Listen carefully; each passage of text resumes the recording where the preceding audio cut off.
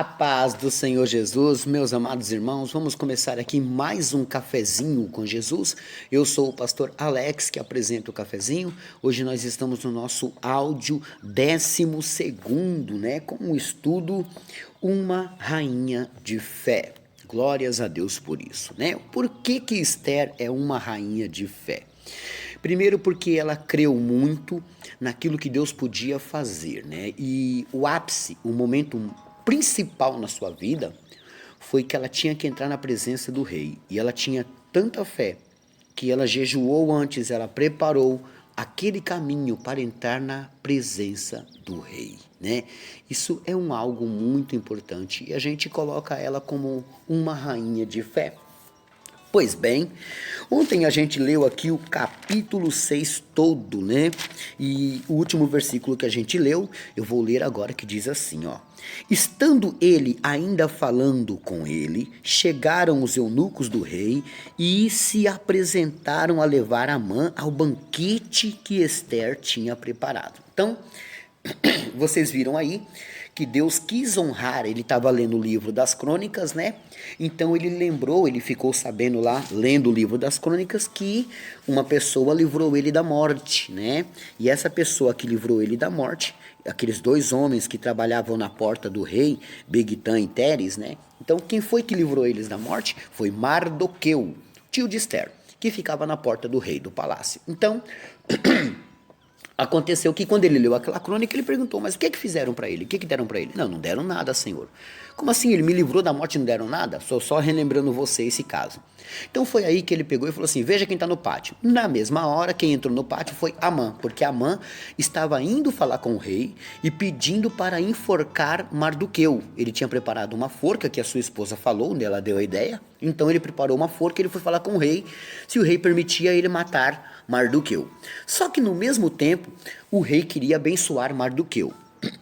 Aconteceu que ele perguntou para Amã o que se deve fazer com o homem que o rei quer honrar. Então, tem que vestir a sua melhor roupa, montar no seu melhor cavalo e usar a sua coroa de rei. Pronto. E aí ele falou, então assim faça o homem que eu quero honrar. Amã pensou que era ele, mas na verdade era Mardoqueu. Ele fez isso. Então tudo isso aí eu contei para vocês ontem, lendo esse texto maravilhoso, né? Só que quando ele chegou em casa, ele ficou muito furioso. Ele estava muito bravo, enojado por aquilo que ele fez. E aí ele foi conversando com a esposa dele, e conversando com a esposa dele, de repente chegou os homens do rei, né? Os eunucos do rei. E os eunucos foram lá buscá-lo para ir ao banquete da rainha Esther. Meus irmãos, um abismo chama outro abismo, né? Ele nem sabia o que ainda ia acontecer. Vamos ler lá o capítulo 7. Vindo, pois, o rei com Amã para beber com a rainha Esther, lembra que ela fez o primeiro banquete, e no primeiro banquete ela já convidou para o segundo. Assim amaciando o coração do rei. Disse também o rei a Esther no segundo dia do banquete do vinho. Qual é a tua petição, rainha Esther? E se te dará. E qual é o teu requerimento? E até metade do reino se fará. Então respondeu Esther, a rainha Esther, e disse, se, ó rei, achei graça aos teus olhos, e se bem parecer ao rei de que a minha vida como minha petição e o meu povo como meu requerimento, porque estamos vendidos, eu e o meu povo, para nos destruírem, matarem e lançarem a perder.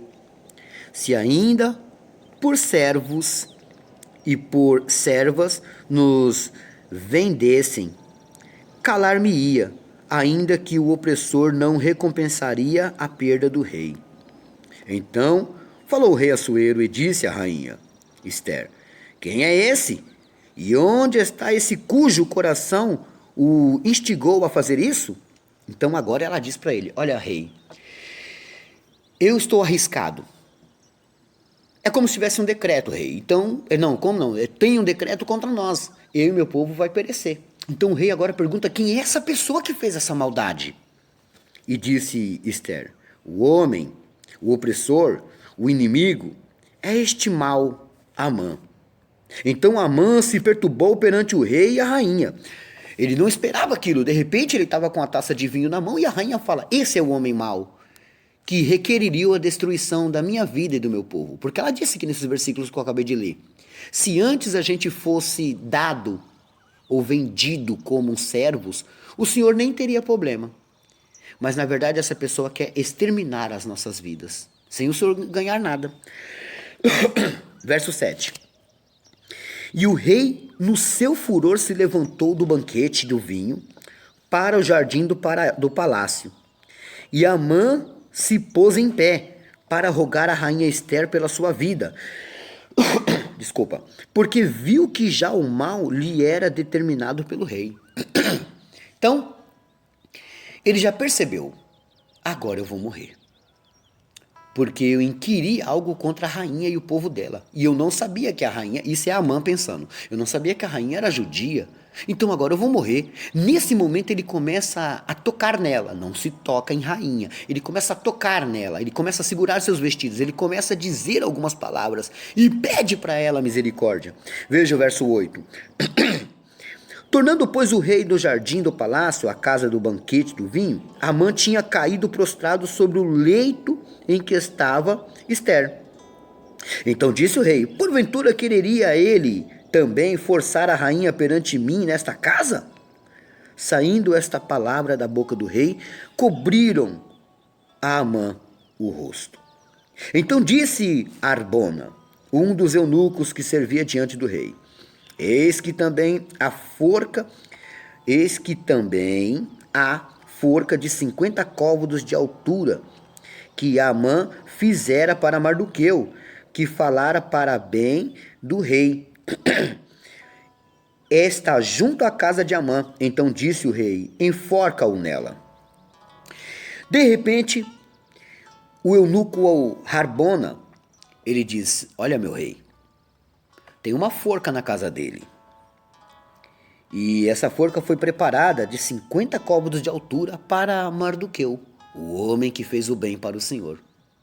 Então o rei pensa: mas peraí, ele quer matar o homem que me fez o bem também? Enforca ele lá.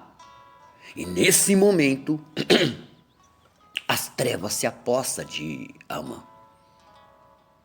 Isso nos cabe uma lição. Todos que tramam maldade caem nela. Aquele que cava uma cova, ele mesmo cai nela. Aquele que prepara uma forca, ele mesmo cairá por ela. Então nós aprendemos que não devemos fazer essas coisas. Devemos tomar distância dessas coisas, porque essas coisas, com certeza, nos derrubarão. Essas coisas nos destruirá. E é por isso que Amã não tinha mais jeito de misericórdia para ele. Não tinha mais chance de misericórdia para ele. Ele acabou preparando o seu próprio laço. No último versículo, eles enforcaram, pois, Amã na forca que ele tinha preparado para Mardoqueu. Então o furor do rei se aplacou. O inimigo do povo, o inimigo da esposa do rei, a quem o rei tanto amava, era o homem que estava na casa dele. Ele, na verdade, não sabia que o povo que ele estava mexendo era um povo protegido, um povo de Deus. Tudo isso nos remete a uma lição e nos ensina que devemos contar com Deus, devemos buscar em Deus, devemos estar diante de Deus e saber que essas coisas, esses que praticam o mal, nunca, jamais vão suceder, vencer suas vitórias. Nunca, jamais estarão cobertos de vitória fazendo mal. Nunca. É por isso que aprendemos. É por isso que temos. É por isso que seguimos. É por isso que buscamos, para que Deus nos proteja e seja conosco, para que de forma alguma venhamos tropeçar ou cair. Ester venceu, livrou seu povo. Mardoqueu foi exaltado, vocês vão ver mais para frente. E o opressor, o inimigo, a forca que ele preparou, nela ele morreu. Mas antes de morrer, foi humilhado e exposto para que todos conhecessem seu mal. Amém. Fica com essa mensagem. Por hoje é só. E amanhã tem mais. Anote aí a lição de casa, tá? Salmo 92, 5. Salmo 92, 5. Quero falar aqui, meus irmãos, não tenho aniversariantes hoje, né? Quero falar aqui da outra psicóloga. Lembra que eu falei uma ontem? Hoje eu vou falar da outra psicóloga, que eu costumo falar das duas, tá? Então, eu quero falar hoje da Cláudia Felisbela. Ela é daqui de São Paulo. Seu prefixo é 11 9 8797 3030. Salva aí esse contato. Ela é uma psicóloga, ela pode ajudar na criação do seu filho, ela pode te ajudar aí na saúde mental do seu esposo, da sua esposa. Vale a pena. Entre em contato com ela, se informe com ela o valor da consulta. Ela atende online e vocês podem também aí receber essa vitória, tá bom? Deus os deixou para tratar da gente também. Bom, eu quero mandar aqui, meus irmãos, meu abraço para todos os caminhoneiros, né?